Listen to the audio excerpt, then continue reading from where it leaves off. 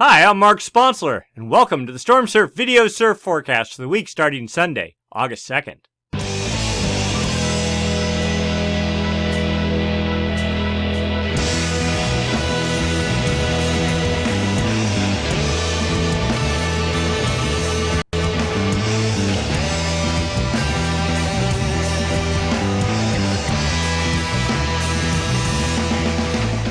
Tonight we'll be discussing jet stream roller winds, surface level pressure, significant wave heights, and all the things that go into making surf in the North Pacific Ocean. Let's get to work.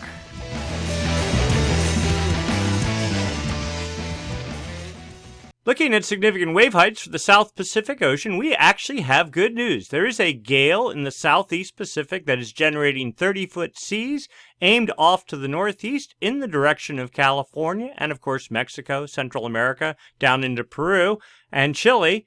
This is the first time since the swell of maybe January 4th, 5th that we've have had anything really significant to report. So this is good news and a step in the right direction. Let's get into the details. As usual, we'll start this week's tour looking at jet stream level winds. These winds up about 30,000 feet help support the formation of gales. When those gales form, help direct their track. So we're in the southern hemisphere. The northern hemisphere is still asleep. It's July, just barely August. So we were looking south. Okay, so we have the northern branch of the jet here, the southern branch there.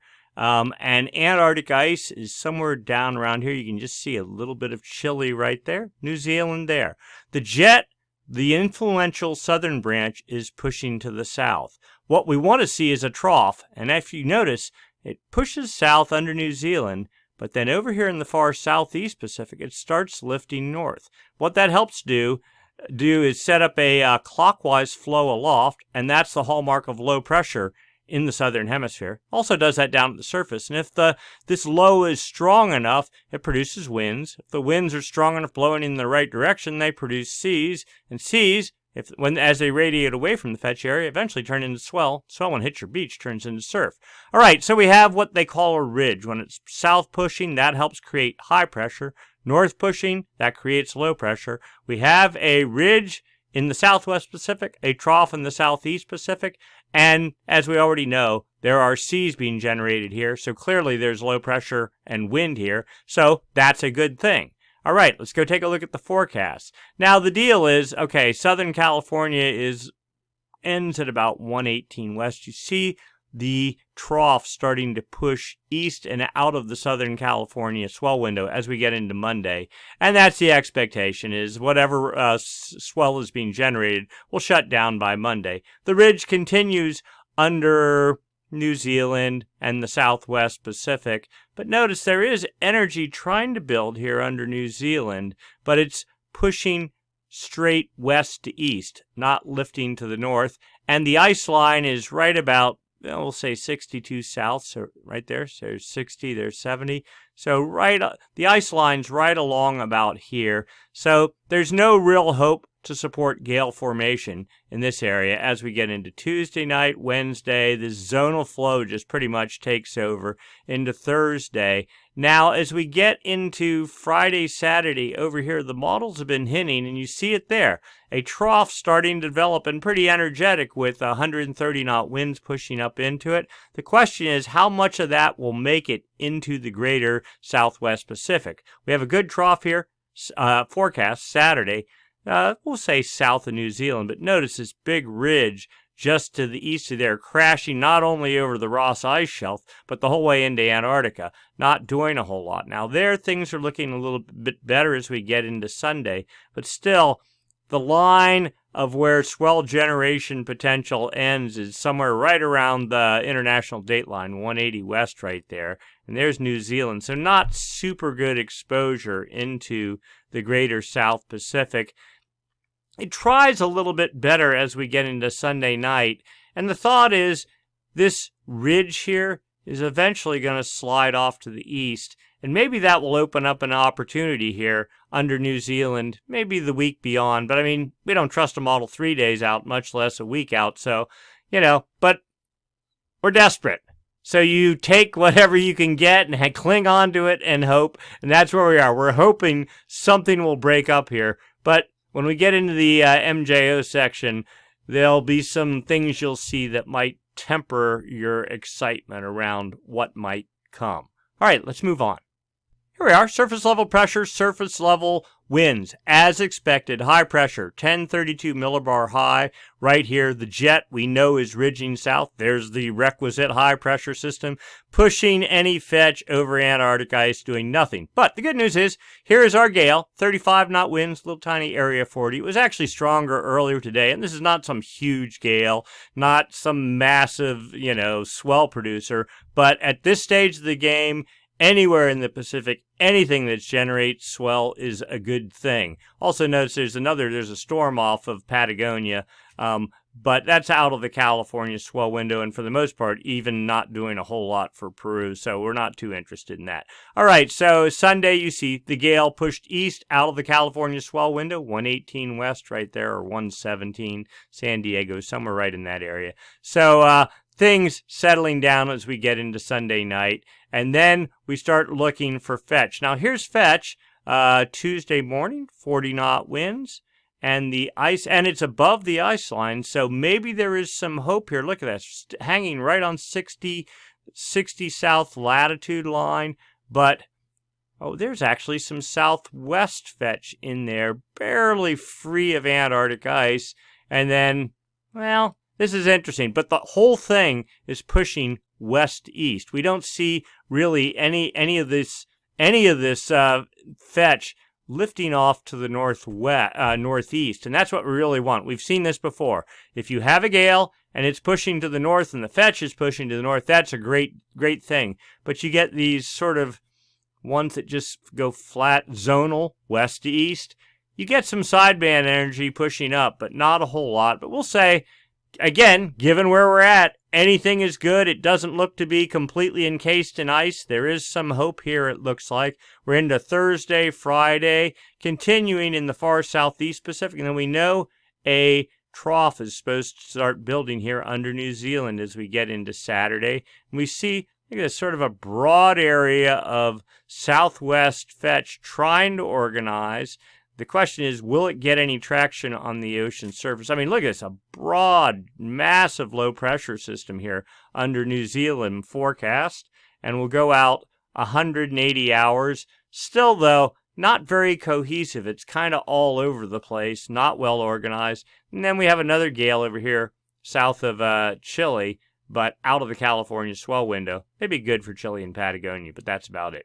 All right, so there is some hope compared to the past 2 or 3 weeks, and if that's all we get, I'll take that. That's better than nothing. Let's move on. Significant wave heights. So we're going back to Saturday night, just not even 24 hours, well, we'll call it 24 hours ago, in the southeast Pacific. That gale formed there as we got into, let's say, Sunday morning today. 30-foot seas, 30.4-foot seas exactly in this one little area, aimed off to the northeast. Not in a bad position. The cutoff is over here, so it's in the swell window. And building and lifting northeast as we got into 18Z Sunday, so that's like 11 a.m. California time. All right, now let's go to the forecast. All right, and that gale right now, lifting northeast more, but fading 28, 29-foot seas, and then pretty much gone about 11 o'clock tonight. Still maybe generating some 14-second period energy, and then sliding out of the California swell window as we get into Monday morning. All right, so then we know there's another gale. There's the ice line right there. Was that 63, maybe 62 south? You can sort of see it wavering in places. How much of the fetch from that, we'll call it a zonal gale, actually gets traction? Well, there's 29-foot seas, 30-foot seas, but all pushing 33-foot seas pushing off to the east, then fading. I mean, I'm just looking on the 60 south line here, and everything's just a line flat west to east. You don't get a whole lot. I mean, a foot, maybe a foot and a half at 16 seconds or something like that. I'm just eyeballing it, just guessing, which isn't much. Thigh high, maybe waist high surf, but hey, take what you can get, right? And then that thing slides out of the California swell window as we get into next weekend. But then we're keeping our eyes over here. Now, there's nothing obvious, you know, you see little bits of energy. I mean, that could possibly generate swell, certainly for Tahiti.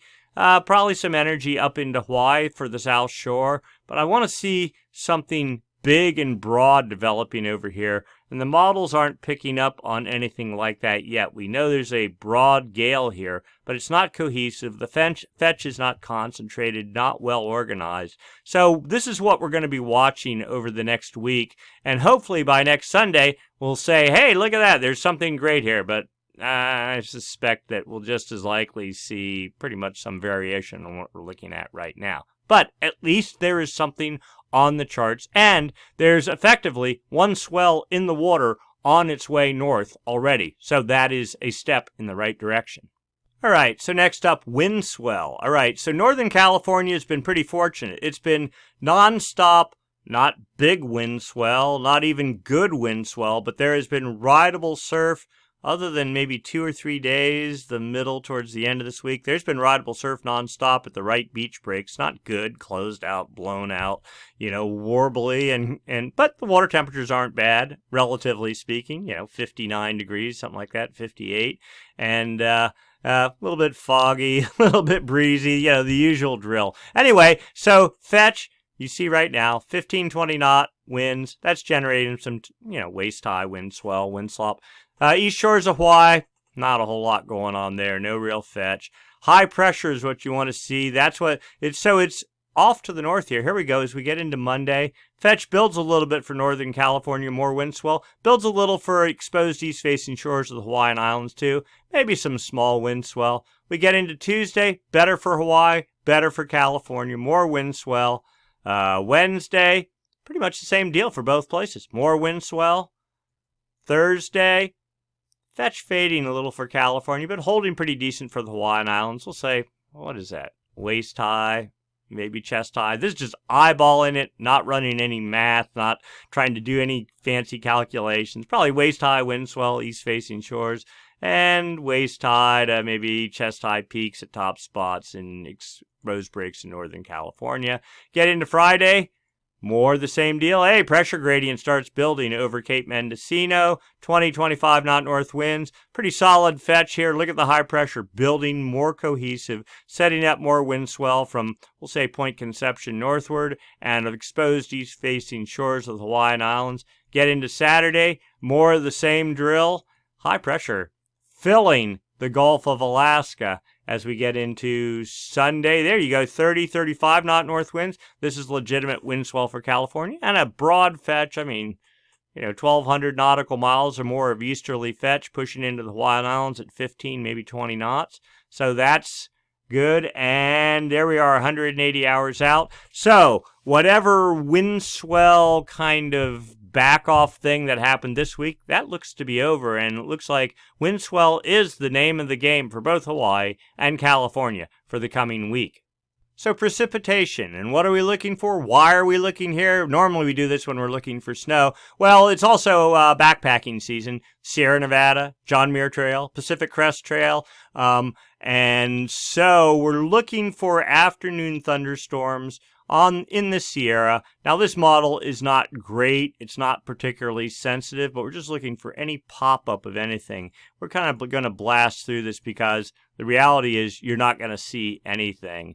It's pretty dry with high pressure building. That will shut down the afternoon thunderstorm machine. Now that's not to say that there won't be, but there doesn't look like there's any wholesale support for thunderstorm development so far. I mean, I literally haven't seen a single pixel of blue anywhere over the Sierra, which is pretty much right down that line there. So there we go. We got one on Friday night. Okay, thunderstorms Friday night, and that's about it. We're into, here we go. Nope, and that's it. All right, so basically, dry weeks for the Sierra. Hopefully there's no significant fires because there's nothing here to try to perturbate that. If anything, my guess is it's probably going to be getting drier rather than higher humidity as we get into the week with that high pressure system building. All right, let's go take a look long term. What's going on with the Madden Julian oscillation? That periodic weather oscillation, about 3 weeks on, 3 weeks off in the Pacific Ocean, traverses the Pacific from west to east on the equator. When in the active phase, basically that's like it's a low pressure system that traverses on the equator across the Pacific. And that helps feed energy to the jet stream, help feed the storm track, not so much in the southern hemisphere, but certainly in the northern hemisphere in the winter. But still, we look for it to go active, and sometimes there's a pretty good correlation there. And of course, then, if you get successive and strong enough active phases of the MJO, and they create a Kelvin wave, that's warm water pushing off to the east, that'll help support the formation of El Nino. Likewise, if you have the inactive phase of the MJO and it's strong, that's what helps feeds La Nina. So we're going to dive into all those details now. Right, so first up, the MJO discussion. We're looking for the presence of the active or inactive phase of the MJO. So what are we looking at here? Well, this is the West Pacific. That's New Guinea there. This is the equator right there. This is the far East Pacific here. This data from the TAO buoy array, a series of buoys strung across the equator used for monitoring El Nino, but they have wind sensors on them. They're not going to give you daily or hourly winds or anything like the NOAA buoys you're used to seeing off the coast. This is 5-day average winds, which is good enough to sort of tell you, is the MJO active or inactive? So, what are we looking at here? We're just looking at the arrows. The colors are water temperatures in centigrade. We're not caring about that at the moment. We see long arrows out of the east, meaning strong trades the whole way across the East Pacific, Central Pacific, in what we call, and then into the Kelvin wave generation area. Fancy words for the West Pacific, but when you get the active phase of the MJO over here in the West Pacific, specifically between 5 degrees north, 5 degrees south, 135 east, and 170 west, which would be right about there, that box right there. If you get west anomalies driven by the active phase of the MJO and they last long enough, you can get a Kelvin wave. That'll see the reds here. That's warmer temperatures. That warm water will start traversing off to the east, but not on the surface, but underneath the equator, down about 150 meters, take about 3 months to traverse the whole width of the Pacific, and then eventually it'll erupt off of the Galapagos and Ecuador. If you get successive Kelvin waves, that can be the kickstart to El Nino.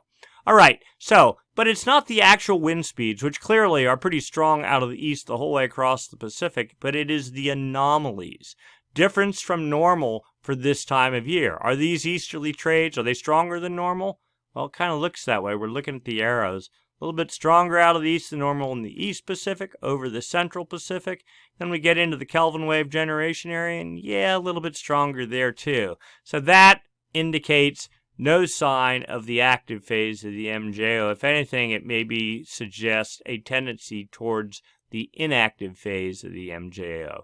Also noticed water temperatures here a little bit below normal, not just in the East Pacific, but the whole way over to the dateline and beyond, and half a degree below normal. If it stays that way for 5 consecutive 3-month periods, that's a sign of La Nina. So this sort of hints at maybe we're in La Nina. If you haven't been watching the videos, if you have been, you already know how the story ends. All right, next up, what is the forecast? Are these easterly winds supposed to continue, get stronger, or fade?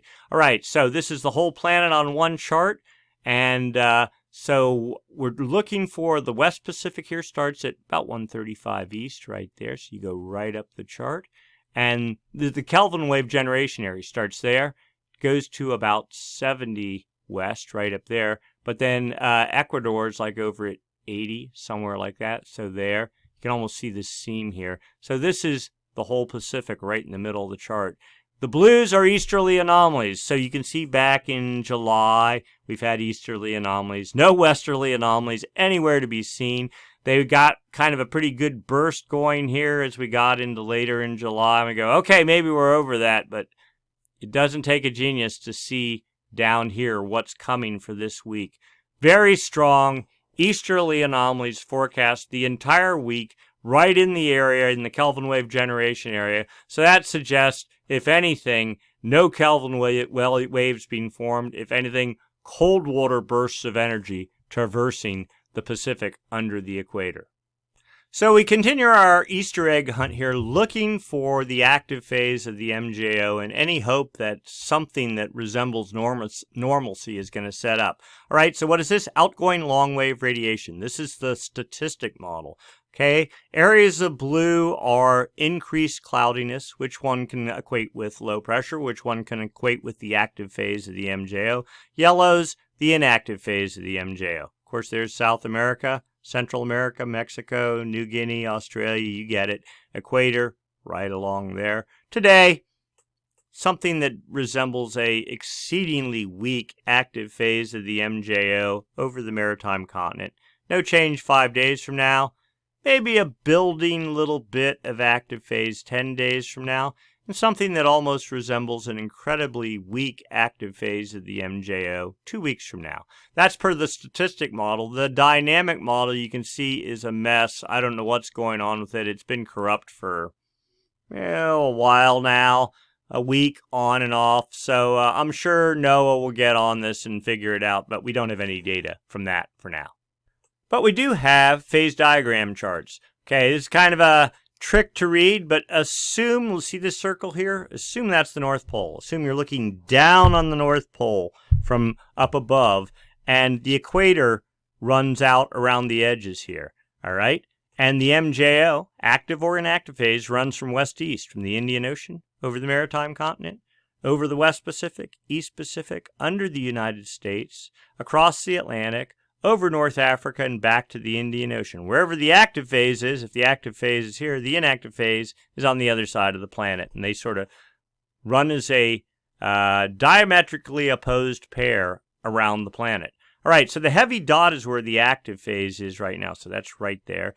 And the further that dot is away from the circle, the stronger the active phase is. So seeing how the dot is very close to the circle, it's a very weak active phase of the MJO over the maritime continent, like Bali, that area, and forecast over the next, there's 3 different members here, but they're all saying basically the same thing. Moving into the West Pacific 2 weeks from now, but the active phase exceedingly weak.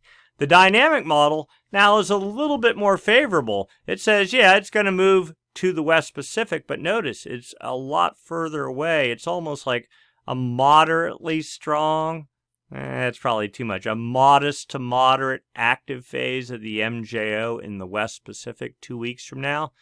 Not sure if that's believable. Maybe reality is somewhere between the two of these, so you put the dot like there, which would be a weak active phase 2 weeks from now in the West Pacific. But you know what? That's better than nothing. I'll take it. Next up, upper level model. So this is basically depicting potential for precipitation. Oranges and reds, not favorable for precipitation. One can equate that with the inactive phase of the MJO. Greens, the active phase of the MJO. So today, the inactive phase moving over, and it's all moving from west to east. You can clearly see that on this chart. So inactive phase moving into the Atlantic, that would be good for hurricane, it would be bad for hurricane production. It's the active phase when it gets over into the Atlantic. All right. And the active phase when it's in the Pacific, good for hurricane production. All right, so active phase over, somewhere over here, maritime continent, 5 days from now, slowly easing. So August 17th in the West Pacific, making its way across, actually getting pretty strong supposedly as we get into early September and continuing into about September 11th. And then at that time, a week inactive phase trying to set up in the West Pacific. So at this point, it looks like, say, mid-August to mid-September, maybe a good opportunity for swell production. Then we go take a look at the 1-month CFS model. All right, this is the same deal. Whole planet on one chart. Kelvin wave generation area starts here, goes up through about there, and ends right there. And the West Pacific ends somewhere over there. So you can see here the dotted contours right there. You could really pretty much connect these. And this is the inactive phase of the MJO. So inactive phase of the MJO in control of the Kelvin wave generation area right in here today. And you see strong, the blues are east anomalies, strong east anomalies forecast for week 1.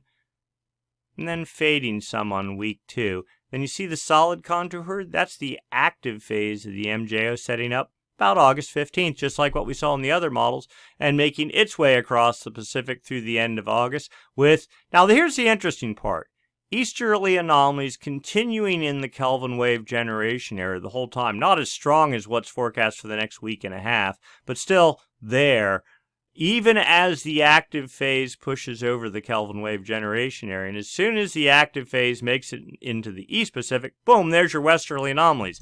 Does nothing for generating Kelvin waves because it's not in the quote-unquote Kelvin wave generation area. The other thing to notice is, well, why is that occurring? See this purple line? And we can see it here. Low pass filter. MJO is the black line.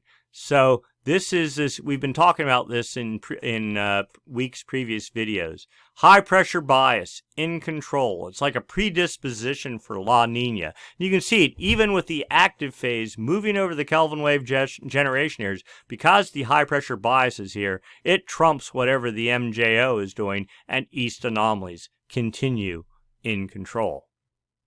And then finally, the 3-month CFS model. And this is, again, whole planet one chart, Kelvin wave generation area from there to about there. But this is past performance here. Just eyeballing this, you can see there has not been any solid area of westerly anomalies. You'd want to see the yellows in here. But these are very, like, wispy little things. You want to see a big, fat red or orange in here. We don't see any of that. We see a preponderance of blue. And then here's the forecast rolling forward. You see blues just in control until about October 5th. And then theoretically, maybe things break up a little bit. We see a little bit of westerly anomalies sort of trying to get a foothold in the Pacific, if you believe that. All right, that's just the eyeball view. Let's go overlay the MJO. Okay, here's where, so here, dotted contour, inactive phase, the MJO, easterly anomalies, forecast through about August 10th. Then the active phase sets up. You see next to no westerly anomalies. Easterly anomalies still in control. Yeah, you get some westerly anomalies in this. So California is like at 120. So under California, this would be on the equator, but nothing in terms of Kelvin wave generation area potential. Nothing in terms of imparting energy to the jet stream, just kind of maybe some support for tropical development at best. Then we get another inactive phase, August into September. Easterly anomalies, pretty strong in control. And then finally, as we get into September, October, a stronger active phase of the MJO. And you get the sense that, well, maybe this high pressure easterly wind regime thing might start breaking up. So that looks good, right? So we overlay the low pass filter. And here's what really tells the story. The dotted contour, high pressure bias. It's in control of the Kelvin wave generation area today. Only supposed to build with a second contour line setting up, let's say, towards the end of August. Holding solid, filling the entire Pacific through the end of the model run. That's like near Halloween there. We suspect no significant westerly anomalies of any magnitude through that entire duration. Probably not until you get into February or so. Also notice the low pressure bias. This guy, the solid contour, notice he was over the Kelvin wave generation area last spring and last winter. Okay, didn't do a whole lot for us because it was weak. But he's over the Indian Ocean now, and if you've looked at the wave models for the Indian Ocean is where all the activity is right now. Just for grins, here you go. Indian Ocean, we're just going to blast through this, but see storm. Probably cut off low that far to the north. Seas, continuous. Let's see, it actually kind of backs off a little bit, and then it wakes up again. You see, all the activity is here, and less so in the Pacific. And why is that? Because the low pressure bias right here. This is the Indian Ocean right here. Low pressure bias here. Storms are low pressure systems. If you have a bias towards low pressure, that's where the storms are going to be. If you have high pressure, that's going to suppress storm development, and that's exactly what's been going on in the Pacific. Now, let's be clear. This doesn't mean you can't have storms, and we will have storms. We have a gale right now in the southeast Pacific generate 30-foot seas, swells on the way, blah, blah, blah.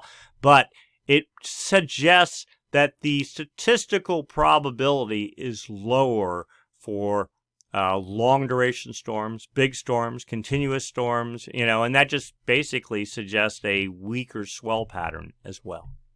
All right, so now we head to the El Nino La Nina portion of the discussion. And what we're looking for is the presence of either one of those. And we start by looking at subsurface ocean temperatures. So this is the West Pacific here, East Pacific here. Data from the TAO buoy array again. These are the anchor lines on those buoys. The X's are the sensors. These sensors measure subsurface water temperature. We're looking for Kelvin waves, right? Or the reverse of a Kelvin wave, a cold water ball of energy moving off to the east. Anyway, the sensors collect the data on the buoys. The buoys relay the data via satellite to a processing system somewhere in Maryland. And then they apply a model to this, fill in the gaps, and you get a profile of temperatures under the Pacific. What we see is the 29-degree isotherm. In the far West Pacific, 28-degree isotherm, pushing east to 170, and that's about where it was last week. And the 24-degree isotherm at about 115 west. That's a little bit southeast of California on the equator. So basically no change from last week. But it's not the absolute temperatures that really matters. It's the departures from normal for this time of year. And what do we have? Well, we have normal temperatures in the west. We have a ball here of a little bit of warmer temperature, but we have colder than normal water here, 2 degrees below normal. It was 3 degrees below normal at one point this week. We also see the warm water that was pretty much filling the entire upper reaches of the equatorial Pacific is now breaking up. Cool water trying to leach to the surface, and we suspect that this guy, he'll erupt for a little bit and be gone. This guy is going to build in strength, and then as he pushes east, and he will erupt and reduce surface water temperatures more on top of the already strong easterly winds that are in control and our forecast. Remember, we saw that strong for the next week, 2 weeks, for quite a while. So this all smells very much of La Nina. Here's a different model using the same raw data to start with. One pocket of cool water pushing into the East Pacific, a second pocket, same one we saw, that -2. This is 1, 2, 3, 4. 1, 2, 3, 4. Yeah, 2 to maybe 3 degrees below normal. And you see what almost looks like a third pocket developing. So instead, typically when you have successive active phases, the MJO, like where we've been for a couple of years now, and you get westerly anomalies, you get warm balls of warm water pushing off to the east under the equator, then erupting off of Ecuador. Now it appears we have balls of cool water, pockets of cool water, 1, 2, 3, traversing east and erupting off of Ecuador. That very much smells like the development of La Nina.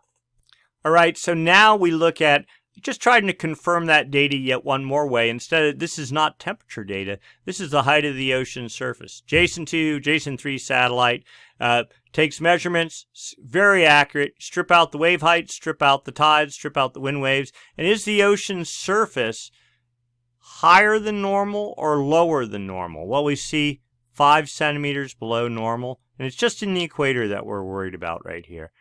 This is Peru here, Central America, Mexico. It's kind of weird. It looks stretched out, right? And New Guinea here. Here's the equator. You get this sense that there's a below normal sea height in this pattern here. And it's it's pushing into the far West Pacific. There's New Guinea there. Okay, 5 centimeters. So cool water contracts. That's what causes the divot. Warm water expands, causes the bump. So all this is saying is, looks like we have warm water in the far West Pacific, cool water in the far East Pacific, and a tongue of cool water developing. And that is the hallmark of La Nina. Cool water erupting or upwelling off of Ecuador, traversing the length of the equator into the West Pacific, and driven by the high-pressure bias, for the most part, over the dateline. Another way to look at this data over time, upper level ocean heat anomalies. Okay, this is the West Pacific here, East Pacific here, time down the equator. The oranges and yellows, warmer than normal temperatures. The blues, colder than normal temperatures. So you see, in September, this is last year, Kelvin wave going from the West Pacific to the East Pacific, driven by the active phase of the MJO. Another active phase probably here and another one here in February created another Kelvin wave, a weak one that didn't even quite make it to Ecuador, and then the whole thing fell apart. Then here is our first upwelling event of this, what we believe is a developing La Nina. Started April. I mean, you can see it took, when was that, about mid-April, probably started in early April. Finally started erupting in July and is continuing to do that now. Temperatures warming, but you get the sense, again, another cool burst is trying to set up, and that's what all the data that we've just seen also suggests. So instead of a warm regime, it appears we're moving to a cool regime, and that is the hallmark of La Nina. Here's another way to look at it. This is just all upper ocean heat anomalies for the area from the dateline to 100 west, so that's like pretty much the whole equatorial Pacific. You can see we were warm in that region October, November, December into January, February, March, and then boom, the bottom dropped out. Upwelling event started. It has been trying to back off, but now just recently it looks like it's starting to get momentum again. Cool waters taking control. All right, surface level temperatures. What do we have going on here? Well, there's Mexico, Central America, down in South America. There is Ecuador there, Galapagos there, Peru. See the blues? This is sea surface temperature anomaly. Differences from normal for this time of year. That water temperature is definitely colder than normal off of Ecuador the whole way across the Pacific. No, there's some pockets of warming, but the reality is much colder. Now, the thing is, atmospherically, wherever the cold water is, that north and south of it, that's where high pressure would be, and that's where you don't have storms. And we see pretty much the entire area. This speaks to what's probably going to come for California in terms of precipitation or lack thereof coming this winter, and also for high pressure in control of the Gulf of Alaska, driven by this cold regime, which means a lot of wind swell, north winds, and a lot of upwelling, colder than normal ocean water temperatures off of California, and not a lot of storms producing long period ground swell. Here's the trend for the past 7 days. It actually looks better. I mean, yesterday it was, and a couple of days before that, real doom and gloom. So the reds, these are not warmer than normal. It just says temperatures that are warming. The blues are temperatures that are cooling. But what you can see is cooling the whole way to the dateline, a falling temperature regime. And then just in the past day or two, warming here. But it's been pretty cold in this area. It couldn't get much colder, so it's rebounding some. So here's the overview. August 1st, sea surface temperature anomalies. Cooling temperatures are cooler than normal temperatures off of all of Peru. You see it even down to here. It's only 5 degrees north and south of the equator that you really worry about. The official El Nino monitoring region, 170 west, 5 degrees north and south of the equator to 120 west, right in here.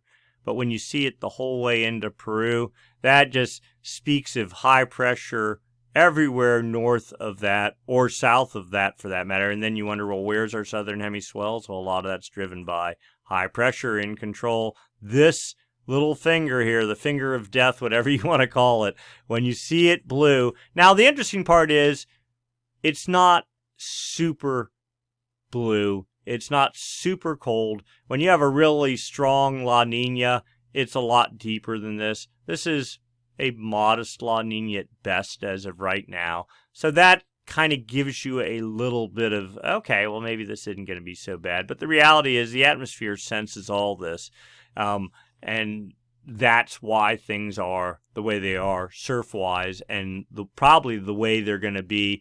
I mean, if this is set up in here all summer, which it pretty much has been, it takes a lot to unlodge it, and for the jet stream basically starts changing its configuration. And once it does that, it's not like, oh, if this all of a sudden disappeared 2 weeks later, the jet stream falls to normal. No, it takes months to reconfigure itself. So if you're into September and this is here or even stronger, then the jet stream is pretty much toast at least until December or January. Temperature pattern in the Nino 1.2 area. This is the area right off the Galapagos there, Ecuador, Peru. You can see we were normal 0. The trend has been downward, and now it's bottomed out. What's today's value? Minus 1.6. That's about pretty much as it'll go down to 2 on occasion. But that definitely speaks to a La Nina tendency, but this is not the official El Nino monitoring region. This is. Now, we were actually, today's value, the scale is different on these two charts, 0.328. So that's not very cold at all, but it's definitely on a downward trajectory. We were kind of hovering there around neutral. We were down even back in May, down lower, but still half a degree. That would be right here. You have to be half a degree in this region for 5 consecutive months to be even in the La Nina ballpark. We're not there. We're starting to dip down. But the suspicion is we're going to get there as fall starts taking a hold. All right, one last index, the Southern Oscillation Index. We talked about subsurface temperatures. We talked about surface ocean temperatures. Now, what's the atmosphere above the Pacific thinks going on? All right, this is the Southern Oscillation Index, SOI. Difference in pressure between Darwin, Australia, and Tahiti. When pressure's lower over Tahiti, the index goes negative. Today's value, minus 4.43. Okay, and you see it's been a little bit of run of negative here the past 5 days, but prior to that, pretty good run of positive values, and it's been, for the most part, positive for the past month. Noisy index, though, the daily contribution. The 30-day average, probably better, good for teasing out the active-inactive phase of the MJO. Today, positive, 2.74, and just looking back, well, we were more positive. We were at 5.82, 5.96 a couple days ago. Then looking back, we were negative, so that was probably active phase, inactive, maybe fading a little bit. 90-day average, this is your El Nino La Nina indicator. Today, minus 1.02. Okay, so we're not even neutral yet. We're still sort of in that warm El Nino-ish kind of thing. And we were actually, well, you can see we were down at minus 1.7. We lost a little bit. Then for the moment, we're going back negative, but not much. In fact, let's take a look at a graph here. Here's the 30-day SOI on a graph. Okay, the downward neutral right there. If you're trending up here, you're in La Nina territory. If you're trending down here, you're El Nino territory. Here's dates you can see. Today, we're barely positive according to this one, the 30-day average. The upward spikes are the inactive phase of the MJO. This is the active phase, the downward spikes, the active phase. But you can draw a trend line here from July last year to July this year. Definitely heading upward. Probably we're somewhere right around neutral. And it looks like we're trying to move to La Nina. We're not there yet. Let's go see what the forecast is. Sea surface temperature anomalies in the Nino 3.4 region, the forecast. All right, so July 1st, temperatures were supposed to be falling. We know today we're like somewhere right about here. So August 1st would be right about there. Theoretically, we're supposed to be down about 0.6 of a degree below normal. We're not even half that. So this could be the worst case scenario. It says here as we get into October, November, December, minus 1.2 degrees. That would be a pretty solid La Nina. My guess is probably about half of that is where we'll be, which would be, 0.7, something like that, 0.6 below normal. So a weak La Nina, maybe more. It's hard to say, hard to gauge. I mean, this model's not too far off the track from others. So the forecast definitely is towards La Nina for the coming winter. All right, so the good news is we have a gale south of us, south of California. Swell is on the way, not a huge swell, but something to ride about a week from now, say late next weekend, early part of the week after that.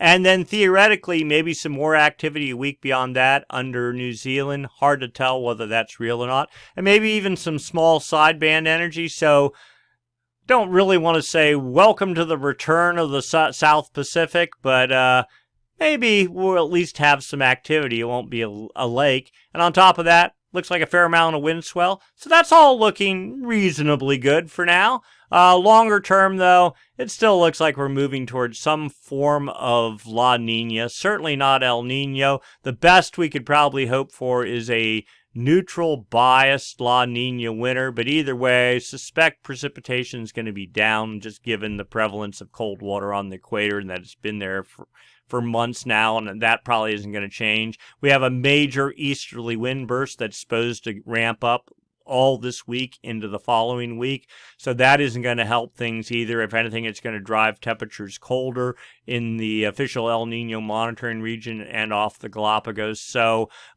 still the jury's out a little bit, but it seems like we're destined for some flavor of La Nina this winter. We know that. We know it's not exciting. That tends to stomp on the number of storms, the number of storm days, the strength of the storms, and therefore reducing the number of swells, the height of those swells, the duration of them, and the period. That does not preclude the fact that you do get occasionally intense storms in between breaks, but it just isn't like a feeding frenzy. When it happens, you have to be on it. You got to go make the best of it. You can't be lazy and go, well, I'll catch the next one.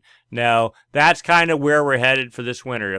And even the latter part of the summer. If there's surf, go get it, make the most of it, be thankful you got some, and, say, great, I scored, and then you wait for a week or two for the next one. And that's just kind of the way it is.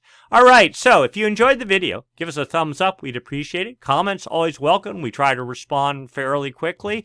Sometimes we have some pretty good discussions, some insightful questions come in, and that's good. That's what this is all about, is all of us learning together.